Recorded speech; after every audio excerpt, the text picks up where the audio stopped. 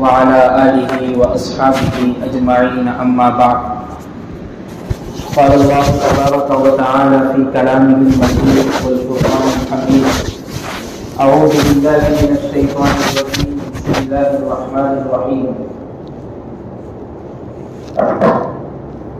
فاذكروني أذكركم واشكروا لي ولا تكفرون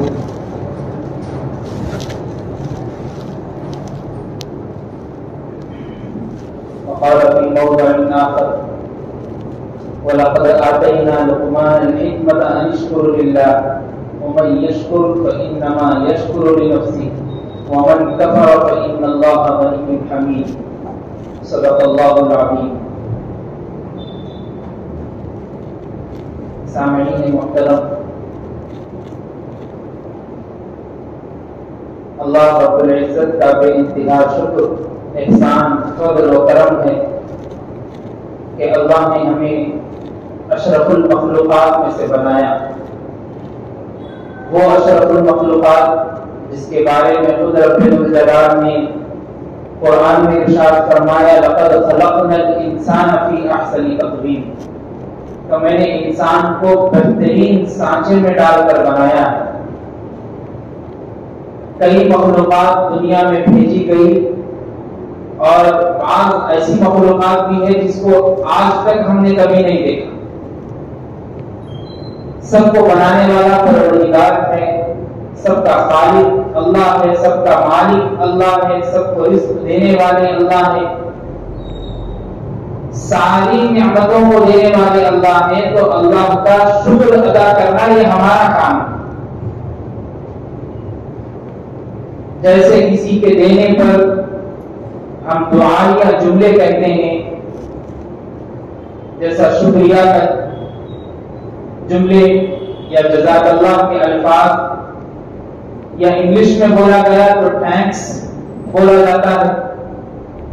ایسے بہت سارے الفاظ ہم ایک دوسرے کے دینے پر زبان سے ادا کرتے ہیں. تو خالق کون و مکان نے ہماری زندگی میں کئی انعامات، کئی احسانات کر دیے کہ ہم نے کبھی سوچا ہے کہ اللہ کا کبھی ہم نے شکر ادا کیا؟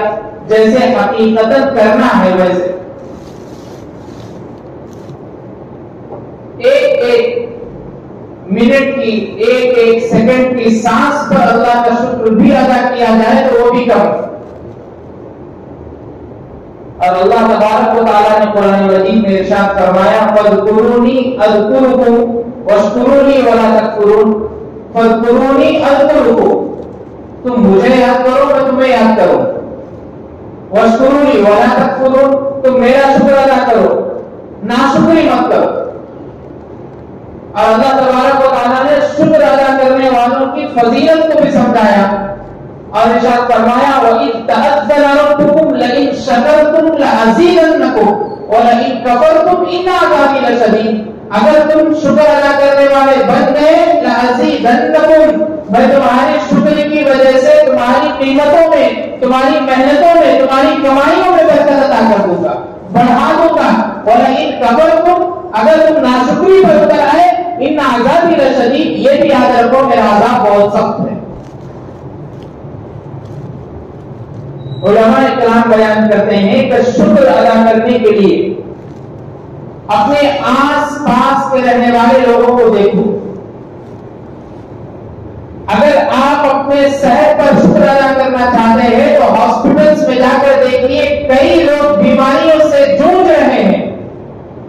آپ کو دیکھ کر وہ لوگ کہیں گے کہ کاش میں بھی ایسا بن جاتا تو میں نماز کو ضرور جاتا، کاش میں بھی ایسا بن جاتا تو میں ضرور وہاں جا کر صدقہ ادا کر دیتا، کاش میں ضرور ایسا بن جاتا تو میرے ماں باپ کی خدمت کرتا.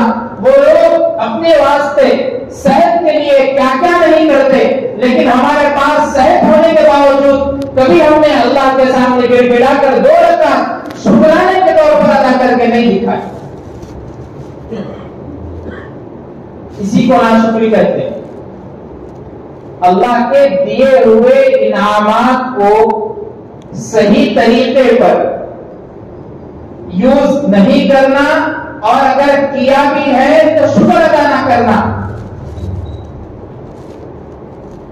اور اللہ تبارک و تعالیٰ نے لقمان علیہ السلام کو سب سے پہلی نصیحت یہی کی تھی، وَلَقَدْ آتَيْنَا لُقْمَانَ الْحِكْمَةَ أَنِ اشْكُرْ لِلَّهِ، کہ ہم نے لقمان کو بھی نصیحت کی تھی کہ اللہ کا شکر ادا کرے۔ سب سے پہلے اگر کسی چیز کا آپ کی زندگی میں، اپنی زندگی میں، اپنی لائف میں شکر ادا کرنا ہے تو اپنی جان کا شکر ادا کرنا ہے۔ اب دیکھیے کئی لوگ، کئی معصوم بچے ہاسپٹلس میں پیدا ہوتے ہیں، پیدا ہوتے ہی دنیا سے چلے جاتے ہیں، لیکن اللہ تبارک و تعالیٰ نے ہمارے لیے ایک تاریخ کو مقرر کیا، ایک سال دیے، 5 سال، 50 سال، 40 سال، کسی کی عمر 90 سال کے قریب تک ہو گئی۔ اللہ ان کو دیکھ رہا ہے کب تک میرا بندہ میرا شکر ادا کرتے رہے گا اور الحمدللہ الحمدللہ کی تعریفات میرے بارگاہ میں پیش کرتے رہے گا۔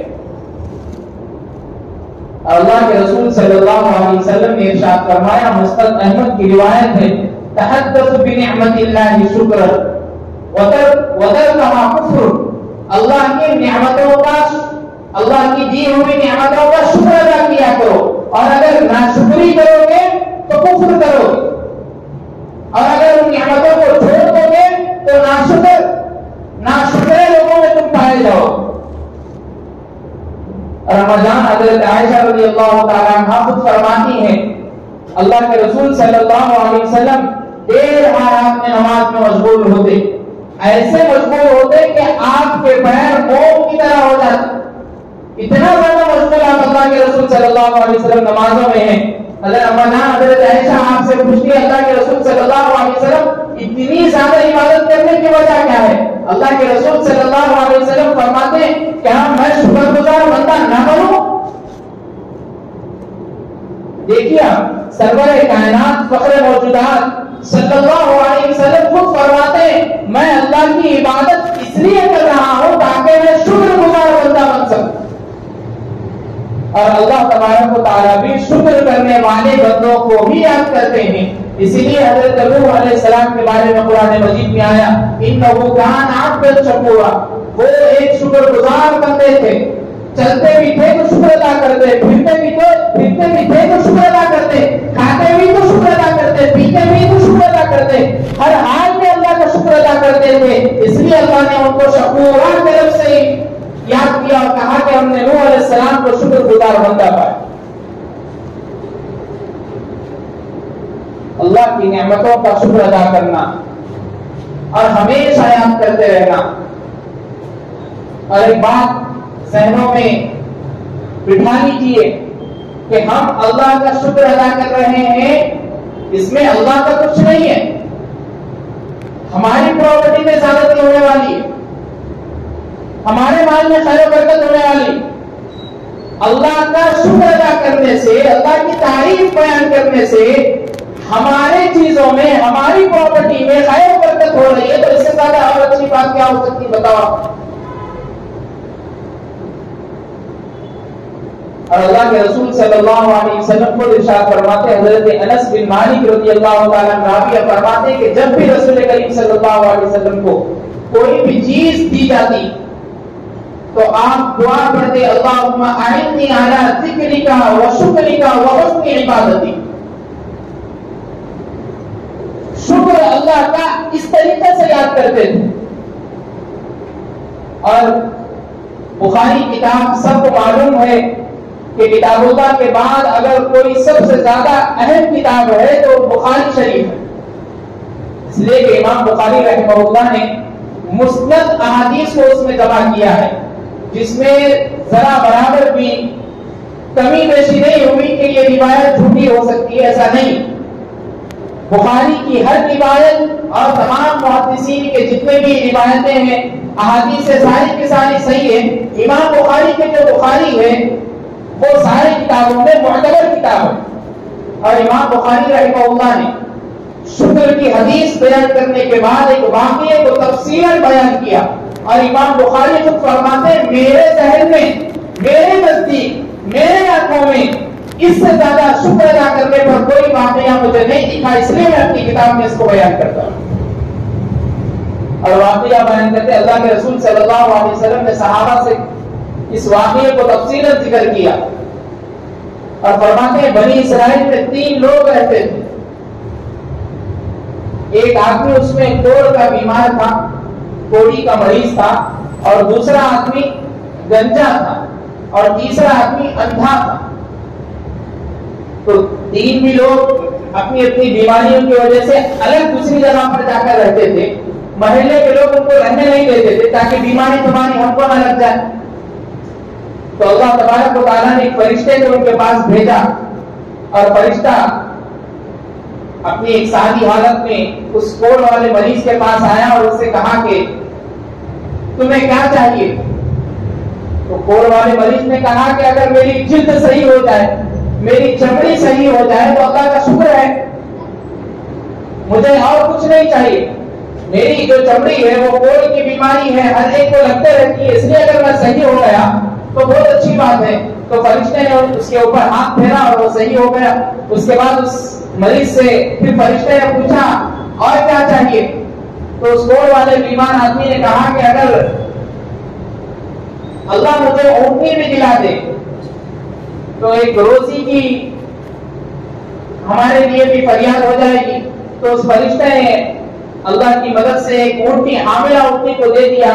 اس کے بعد اس کے پاس سے چلا آیا. پھر گنجے آدمی کے پاس گیا فرشتہ گنجے آدمی کے پاس جانے کے بعد گنجے آدمی سے پوچھا بتاؤ تمہیں کیا چاہیے؟ وہ آدمی کہنے لگا کہ بھائی میرے سر پہ بال ہی نہیں ہے، لوگ مجھے رہنے نہیں دیتے، اگر آپ ہاتھ پھیر دیں اور بال آ جائے تو بہت اچھی بات ہے. فرشتے نے اس کے اوپر ہاتھ پھیر دیا. پھرنے کے بعد اس کے سر پر بال آئے. پھر پوچھا اور کیا چاہیے؟ اس نے کہا اگر گائے مجھے مل جائے تو میری بھی روزی کے لیے سامان مہیا ہو جائے. تو فرشتے نے ایک حاملہ گائے کو دے دیا. دینے کے بعد پھر اندھے کے پاس آیا. اندھے کے پاس آنے کے بعد کہا اب تم کو کیا چاہیے؟ اندھے نے کہا اگر میری آنکھیں ٹھیک ہو جائے تو بہت اچھی بات ہے. فرشتے نے اس کے اوپر بھی ہاتھ پھیر دیا. آنکھیں جو بھی تھی ٹھیک ہو گئی. اس کے بعد اس کو حاملہ بکریاں دے دی گئی. پھر کئی برس گزر گئے. جس کو اونٹنی دی گئی تھی، جس کو گائے دی گئی تھی، جس کو بکریاں دی گئی تھی، اپنے اپنے لے کر ایسے ایسے گائے اونٹنیاں ان کے پاس جمع ہو گئے. پراپرٹی کے سب سے بڑے مالک لوگ بن گئے، امیر لوگ بن گئے. پھر فرشتہ اسی حالت میں واپس آئے اور آنے کے بعد کوڑ کے مریض والے آدمی کے پاس گیا اور جا کر پوچھنے لگا میں غریب و مسکین آدمی ہوں، فقیر آدمی ہوں، اگر تم ایک اونٹنی مجھے دے دو تو میں سواری کر کے اس کو لے کر چلے جاتا ہوں. اس آدمی نے کہا نہیں دے سکتا میں تم کو. کیوں دوں؟ تو فرشتے نے کہا کہ تم بھول گئے تم میرے کوڑ کے مریض تھے، اللہ نے تمہیں ایسی برکت سے نوازا ہے. وہ آدمی کہنے لگا نہیں یہ تو ہمارے باپ دادے کے زمانے سے چلتے ہوئے آ رہا. کون بولے آپ کو میں پہلے مریض تھا بولتی؟ فرشتہ نے خاموشی سے سنا. پھر گنجے آدمی کے پاس آیا. اس کے پاس بھی ویسی ولادت ہوئی، اس نے ویسے ہی جواب دیا. پھر جب تیسرا آدمی اندھے کے پاس آیا تو اندھے سے کہا کہ اگر آپ کو میری بکری دے دو تو میرے جانے کے لیے کچھ راستہ سامان، میں فقیر محتاج آدمی ہوں. پہلے تم اندھے تھے، اللہ نے تمہیں نوازا ہے اور اچھی آنکھیں عطا کر دی ہے.